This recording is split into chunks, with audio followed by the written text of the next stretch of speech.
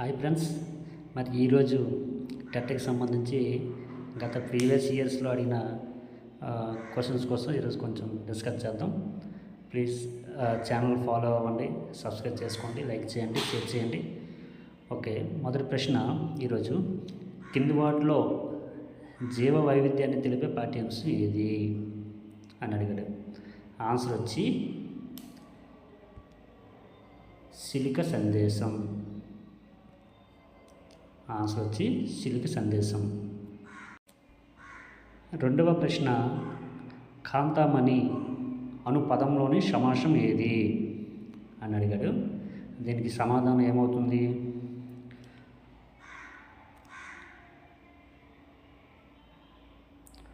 ఉపమాన ఉత్తరపద కర్మధారయ సమాసం ఆన్సర్ అవుతుంది.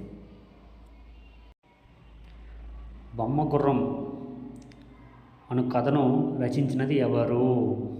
బొమ్మ గుర్రం కథను రచించింది ఎవరు అని అడిగాడు. దీనికి ఆన్సర్ ఏమవుతుంది? దీపా అగర్వాల్ ఆన్సర్ అనేది అవుతుంది. నెక్స్ట్ క్వశ్చన్, క్రింది వాటిలో యనాదేశ సంధి జరగని పదం అని అడిగాడు. ఆ పదం ఏమవుతుంది? ఆన్సర్ రమ్యోక్తి.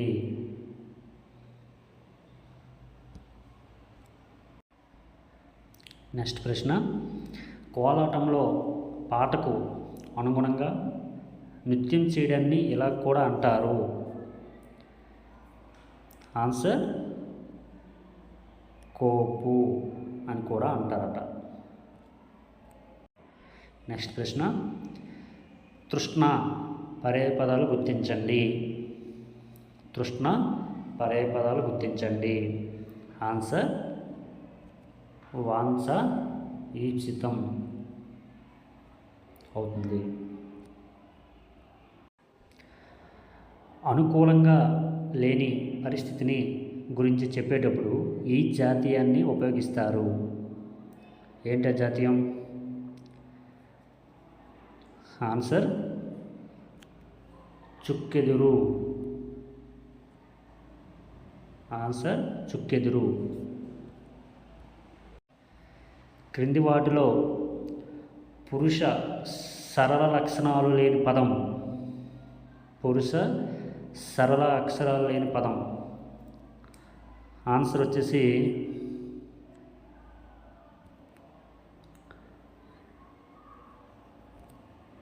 ఏమైనా అవుతుంది. క్రింది వాటిలో విద్యా లక్ష్యాల లక్షణం కానిది. విద్యా లక్ష్యాల లక్షణం కానిది అంట. ఆన్సర్ 4 అంటే కొలువదగని ప్రవర్తన పరివర్తనాలు.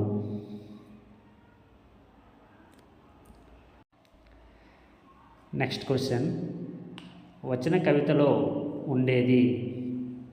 వచ్చిన కవితలో ఉండేది ఏమవుతుంది? ఆన్సర్ గమన వైవిధ్యం ఈజ్ కరెక్ట్ ఆన్సర్.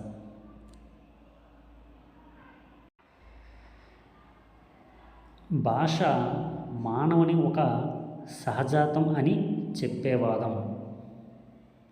భాష మానవుని ఒక సహజాతం అని చెప్పే వాదం ఏంటని అడిగాడు. ఈ క్వశ్చన్కి ఆన్సర్ ఏమవుతుందంటే స్వతసిద్ధవాదం. స్వతసిద్ధవాదం.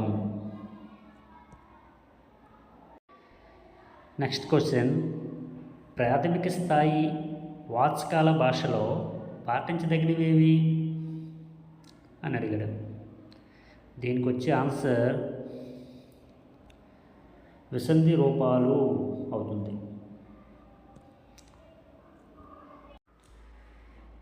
నెక్స్ట్ క్వశ్చన్, లిఖిత మాధ్యమానికి చెందిన భాషా కౌశలాలు. లిఖిత మాధ్యమానికి చెందిన భాషా కౌశలాలు అడిగాడు. దీనికి ఆన్సర్ ఏమవుతుంది? పఠనం, లేఖనం. Right answer. Next question. ఒక తరగతిలోని విద్యార్థి అదే తరగతిలోని విద్యార్థులకు బోధించడాన్ని ఇలా కూడా అంటాము. ఆన్సర్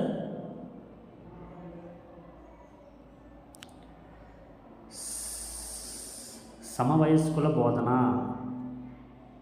అది ఆన్సర్ అవుతుందంట.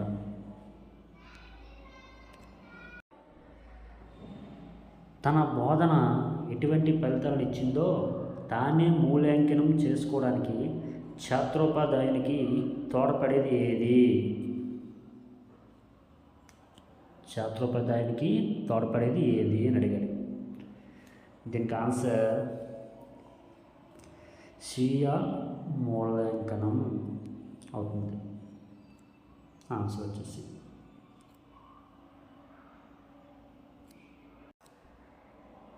తరువాత ప్రశ్న. విద్యార్థులకు అత్యంత ఆకర్షణీయంగా ఉండే దృశ్య ఉపకరణం ఏది? దీనికి ఆన్సర్ పప్పెట్రీ. పప్పెట్రీ అని దీనికి ఆన్సర్ అవుతుంది. తరువాత ప్రశ్న. మాపనం లక్షణాల్లో ఒకటి. మాపనం లక్షణాల్లో ఒకటి అని అడిగాడు. దీనికి ఆన్సర్ పరిమాణాత్మకం అవుతుంది. తరువాత ప్రశ్న. ధ్వని ఉచ్చారణలో గ అనే అక్షరం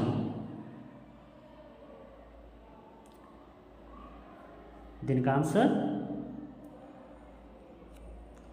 అల్పప్రాణము, నాదము, కంఠ్యము అని అవుతుంది. దీనికి ఆన్సర్ వచ్చేసి. తరువాత ప్రశ్న. అభ్యాసకుడు వృత్తాన్ని గీయటకు సరైన ఉపకరణాన్ని ఎంపిక చేస్తాడు. ఇది అని అడిగాడు. దీనికి ఆన్సర్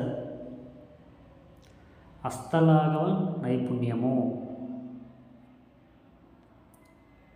రైట్ ఆన్సర్ అవుతుంది. ఉత్తమ గణిత పాఠ్య పుస్తకం యొక్క లక్షణం కానిది అని ప్రశ్నలు అడిగాడు. ఉత్తమ గణిత పాఠ్య పుస్తకం యొక్క లక్షణం కానిది. దీనికి ఆన్సర్ ఏమవుతుంది?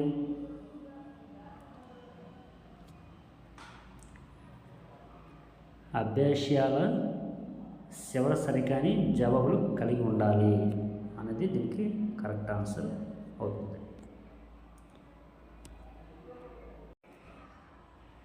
ఓకే ఫ్రెండ్స్, ఇప్పుడు ఈ బిట్ల వరకు మీరు టెట్కి ప్రిపేర్ అవ్వడానికి బాగుంటుంది. అలా మా ఛానల్ కూడా సబ్స్క్రైబ్ చేసుకొని ఫాలో అవ్వండి, లైక్ కొట్టండి, షేర్ చేయండి. ఇంకా మంచి మంచి ప్రీవియస్ బిట్స్తో మళ్ళీ మీ ముందుకు కలుద్దాం. Thank you. నమస్తే.